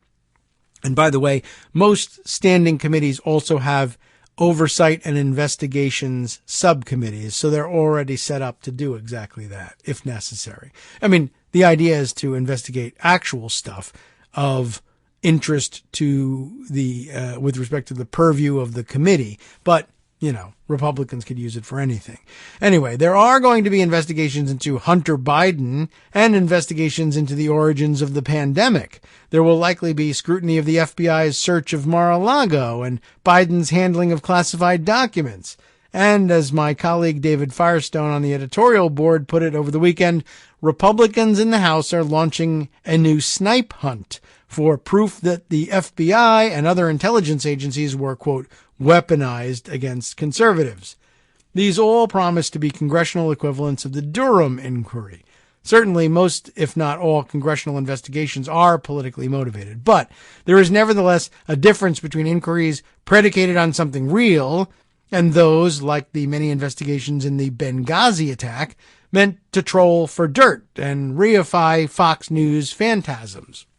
I would add here, by the way, that at least the Durham investigation had to endure trial by fire, and actually trial by actual trial, as a matter of fact. They had to have a day in court where judges who, at least ostensibly, were in a position to rule, no, you're crazy, the things you're saying are psychobabble, get out of my courtroom and I might even fine you for speaking to me. But we don't have that opportunity with House investigations and House hearings. Anyway, House Democrats examined Trump's interference with the CDC during the acute stage of the pandemic. House Republicans plan to look into what the Republican Congressman Jim Banks termed the military's, quote, dangerous COVID vaccine mandates. There might be an equivalence in the form of these two undertakings, but not in their empirical basis. It remains to be seen whether our political media is up for the task of making these distinctions. The coverage of Trump's and Biden's respective retention of classified documents offers little cause for optimism. Again and again, journalists and pundits have noted that while the two cases are very different, there are seeming similarities, and those similarities are good for Trump. This is something of a self-fulfilling prophecy, since by speculating about political narratives, you help create them. John Durham has already won, said the headline of a Politico article from last year, noting his success in perpetuating the right's fevered counter-history of Russiagate. Of course, he didn't win. He would go on to lose both cases arising from his investigation, as well as the honorable reputation that he had before he started it. What he did manage to do, however, was spread a lot of confusion and waste a lot of time. Now, the House Republicans pick up where he left off, and that's the first actual line using that hook of that they'll pick up where he left off that actually makes some sense, in that all he was after was creating confusion and wasting time. That's what the House Republicans are after, and it's all that they could possibly produce from all of this. So there, at least, the parallel makes some sense.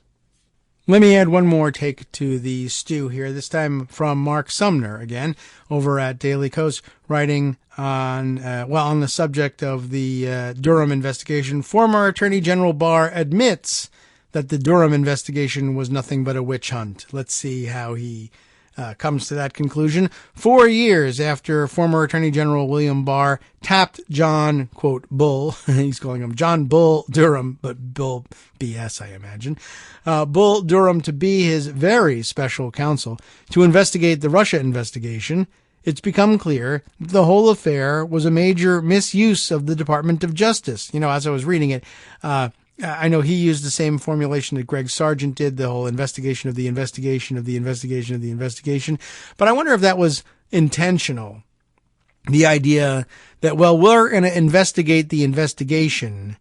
And that sounds ridiculous, but the only thing that sounds more ridiculous than that would be to investigate the investigation of the investigation, which is warranted given what we're about to do. The Democrats absolutely should invest. I know we're going to break the rules and possibly break the laws in order to do this. In fact, I'm going to do it intentionally because I think I can get away with it, because I know that the idea of investigating the investigation of the investigation is so stupid sounding that when the Democrats propose it and we say, oh my God, where does this all end? The media will side with us on that, and the Democrats will be embarrassed out of launching their investigation of the investigation of the investigation. I wonder about that. It's a thought. It's an active measure I would launch if I were them. Anyway, returning to Mark Sumner's piece then. In fact, the Durham investigation is exactly what the Durham investigation claimed to be fighting against. A smear job launched with no evidence that anyone had committed a crime for the pure purpose of seeking revenge on political opponents. In January, an inside look at Barr and Durham's globe-trotting antics showed again how the pair went from one U.S. ally to another in an effort to extort someone, anyone, into making false claims about the very real intelligence linking Donald Trump to the Russian government. They tried it in Australia, where all they got were confirmations about original reports. They tried it in the UK, where intelligence chiefs were deeply offended by Barr's attempts to twist the truth. They tried it in Italy, where what they got back was further evidence that the only one to commit a crime was Trump. They promptly buried that evidence. And I wonder, I'm thinking about it. I don't recall that there was anything in the article that said that they went to Australia to try to drum up some evidence. They got, there was, of course, the Australian diplomat's tip about his discussion with George Papadopoulos that gets mentioned as the basis for opening the Trump-Russia investigation, but no discussion of their heading to Australia to try to find some counter narrative there. I don't know whether that happened or whether that's just confusion. The other two things did, of course, happen. But it does remind me, I still want to go back and see if there's some information, any links in the New York Times article that tells me, that brings me to any other articles that describes the why and wherefore of their trip to Italy. I'd like to know a little bit more about that. But first, we continue with what Mark has to say. The most shocking thing about the behind-the-scenes revelations concerning Barr and Durham is that they aren't revelations at all. Their failures and their attempts to weaponize the Justice Department against perceived Trump opponents were absolutely clear, if hugely underreported at the time. The second most shocking thing is that even when everyone is reminded of this mess, there is still nothing being done about a former attorney general who was so out there, he actually threatened security officials in an effort to get them to lie about their findings. Not to worry, because Barr has been cleared of any wrongdoing by Barr. As the Los Angeles Times reports, Barr stepped out on Wednesday to say that there was no problem with him appointing a special counsel and launching an investigation that has now run 4 years without netting even a minnow. Because it was never about crimes in the first place. The idea that there was a thin basis for doing it doesn't hold water, said Barr, because it wasn't started as a criminal investigation. Yes, we want to hold people accountable if something came up that indicated criminality, unless it was Trump, in which case we don't. Or you could prove criminality, but it wasn't a criminal investigation. It was a review to get the story, and he got the story. Well, no, he didn't get the story, but listen to this. Really? It wasn't started as a criminal investigation? Let's take a quick look at the special counsel statute in the Code of Federal Regulations. And remember, all of the reporting that we read prior to this made clear that it was certainly Barr's belief and Durham's belief that it wasn't started as a criminal investigation. But that is unusual and weird. And here, pointing to the special counsel statute in the Code of Federal Regulations, the Attorney General, or in cases in which the Attorney General is recused, the acting Attorney General will appoint a special counsel when he or she determines that criminal investigation of a person or matter is warranted. Criminal investigation. There are a couple of codices to that indicating that a special counsel is only needed if it's in the public interest, and that there would be a conflict if the investigation of the matter by a U.S. attorney or the Attorney General might represent the conflict. There is nothing, absolutely nothing, in the regulations even to suggest that a special counsel might be appointed for anything other than a criminal investigation. Starting a widely announced investigation without evidence that a crime had even been committed might seem like the very definition of using criminal and intelligence powers to impinge on political activity. It doesn't even seem that Barr and Durham set out to investigate specific allegations of any kind. They just went out and started twisting arms. Other prosecutors might also have something to say about launching a limitless, unrestricted, evidence-free review to get the story. This is what is widely known as a fishing expedition, or, in terms that might be more familiar to Barr, a witch hunt. That's the kind of thing that, at the very least, is likely to be thrown out of any courtroom.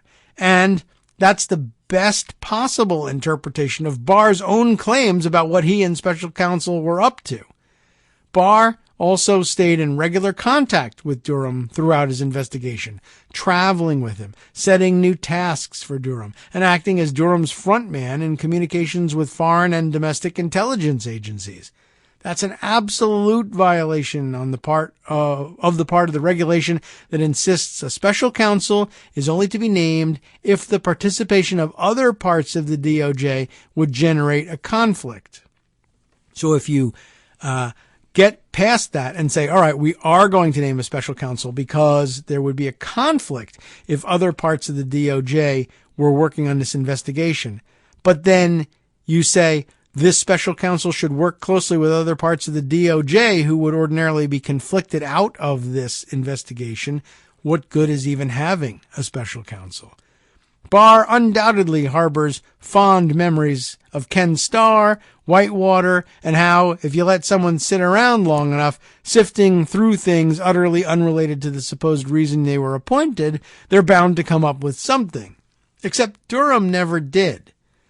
Though, of course, Durham has still not produced a final report.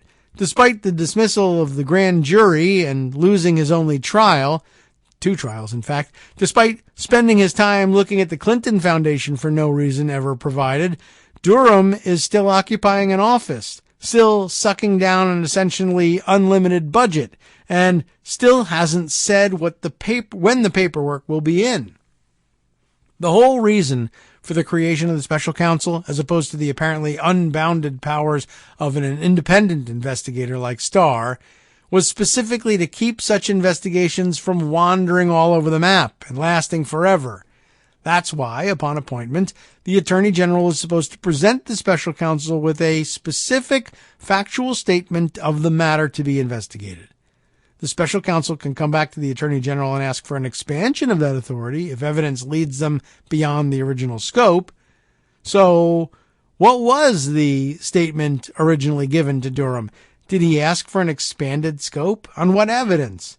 We have none of this, because Barr didn't bother to follow the special counsel regulations.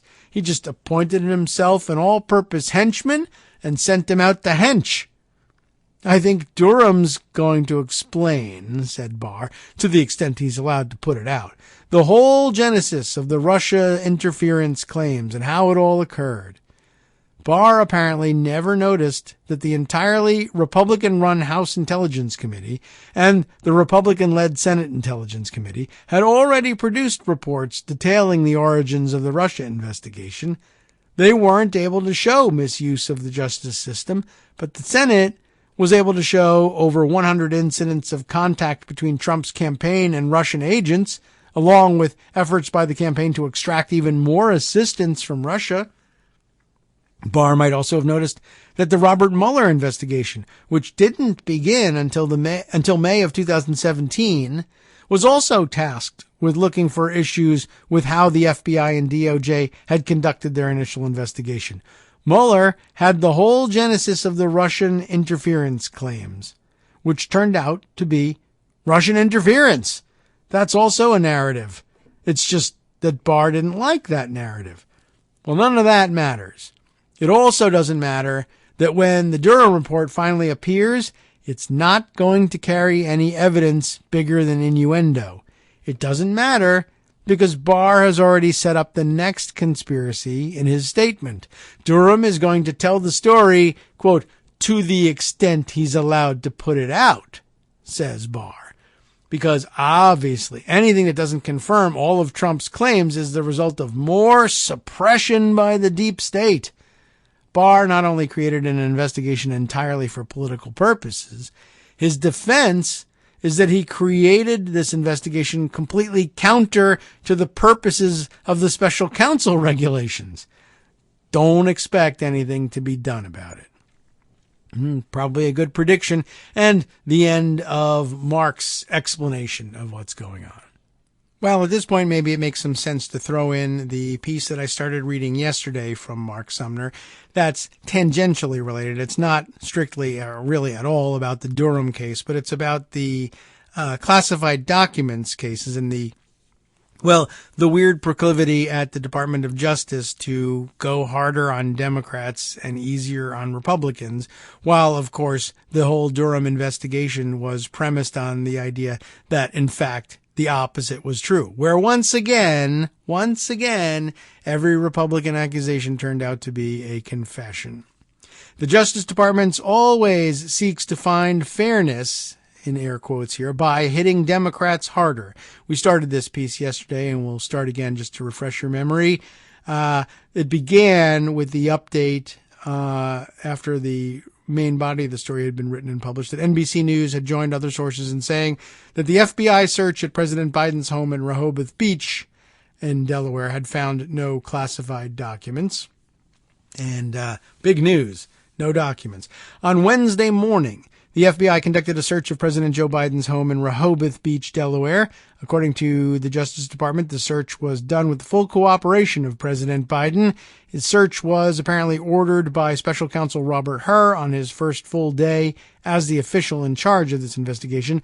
The location was previously searched by Biden's attorneys, who said that they had found no documents. In this, it becomes obvious why we're bandying the numbers about in a minute. The 4,000 square foot Ocean View location, which Biden has called his dream home. At this point, both of Biden's homes have been searched, along with his former office at the Penn Biden Center, a second office that Biden once employed in Washington, D.C., and all associated storage. That's pretty much it. Biden owns 2 homes. That's the extent of his real estate portfolio. Biden has welcomed all of these searches after self-reporting the discovery of documents found at the Penn Biden Center and in his Wilmington home. On the other hand, Donald Trump reports a truckload of official residences, including not just the 62,500 square foot Mar-a-Lago, which we call Perv-a-Lago, but a 28,000 square foot mansion at Seven Springs, New York, the 3-story, 11,000 square foot penthouse at Trump Tower, multiple private residential units at the Trump Park building, multiple residential units at the Trump Park Avenue, and a villa at his Bedminster golf course. And those are just a few of the thousands of locations under the control of the 500-plus, quote, companies solely owned by Trump that make up the Trump Organization. How many of those have been searched again? Mike Pence also apparently self-reported the discovery of classified documents at his home in Carmel, Indiana. Whether the FBI has searched all of that property, which includes a 10,000 square foot main house, 4 separate garages, and several other buildings scattered over 5 acres, isn't clear, but Pence does seem to be cooperating. Seem may be the operative word here, because unlike the situation with President Biden, where Attorney General Merrick Garland stepped in to seek a special counsel as soon as he learned about the documents found by Biden's attorneys, there has been no reported move to name a special counsel for Pence. I thought that was going to be the rule. Wow. Here's what some FBI sources had to tell CNN when discussing Pence. While Pence's vice presidential office in general did a rigorous job while he was leaving office of sorting through and turning over any classified material and unclassified material covered by the Presidential Records Act, these classified documents appear to have inadvertently slipped through the process because most of the materials were packed up separately from the vice president's residence, along with Pence's personal papers, the sources told CNN. Pence did a rigorous job of sorting documents, and those found at his own home inadvertently slipped through the process. Well, probably true, but still, really. That's something. Special prosecutor for the other inadvertent one, but not this one. CNN also notes that Pence has an office in Washington, D.C. that was, quote, was also searched, with no classified records being found. What's remarkable about the FBI search of Pence's home and office? There hasn't been one. Yeah, no FBI search. From all reports, both of these searches were conducted by Pence's attorneys, which is a good place to start, of course. That's where Biden started. But that wasn't enough for most people. We ought to have the FBI check. Oh, well, That's just because that's what we do when we find classified documents, right? Not just because it was Trump, the most untrustworthy person in the world, who has been demonstrably lying about this for over a year. It has to do with, a matter of trust. Oh, okay, so President Biden, he has nothing to hide. Let the FBI search. So they did. Oh, there's documents in Pence's house? Well, he has nothing to hide, so let the FBI search. Appoint the special counsel. Well, oh no, none of that is happening? That's weird. Right. Well, there hasn't been a FBI search of Pence's home and office. From all reports, both the searches were conducted by Pence's attorneys. There has been no FBI visit to either location other than to pick up documents already boxed up by Pence. Pence has already publicly stated at least twice that he did not have any classified documents, didn't understand why anyone would, and would never keep such documents outside of a secure area. Well, he had them. They were unsecured. It didn't earn him a search or a special counsel investigation. Likewise, the only Trump properties known to have been searched are his office at Mar-a-Lago, an associated storage unit, a single area of the Bedminster Golf Club, unclear if this was Trump's villa or his office at the club, which is in a separate building, and some portion of Trump Tower in New York. And again, it's not clear if this was Trump's office in the building or that 3-story gold-laden penthouse. There appears to have been no search at all of Seven Springs or the dozen or more other apartments and condos under Trump's private control in New York City. Other than the 2 golf clubs, there seems to have been no effort to search any of Trump's other business locations. And that's in spite of the fact that Trump not only denied holding classified documents when he knew he was lying and trying to get his attorneys to sign off on this lie, Trump then fought in court at every step against returning the documents. And again, my differentiation between the cases, ask yourself, where's Pence's or Biden's request for a special master? Isn't that what people do when they're caught with classified documents? No, it has nothing whatsoever to do with the practice of returning classified documents. There's never been a special master for anything like that. But he demanded that there ought to be one, so you would think he had good reason for it, so it must also be the case that Biden and Pence want one, but they don't. Well, it's a superficial difference, but, reporters are all about the superficial differences. You remember that there was a whole thing. Everybody wanted to go cover the proceedings when they were talking about whether or not to appoint a special master. There was a big backgrounder on who the special master was. Don't you want to provide that reporting again? Oh, there's no reason to? Oh, that seems like a major difference. Anyway, Trump knowingly and willfully broke the law where it concerns both the handling of classified documents and the requirements of the Presidential Records Act. He has repeatedly made false statements about both the documents he held, their classification status, and the FBI search of the Mar-a-Lago office. Even so, Garland apparently felt it necessary to appoint a special counsel to investigate the documents that Biden found and turned over voluntarily. That includes searching properties where no documents were found, without evidence that any documents were being hidden there. The FBI has searched every property that Joe Biden owns, and some that he doesn't, in a quest to find every document. Neither Trump nor Pence has gotten that kind of treatment.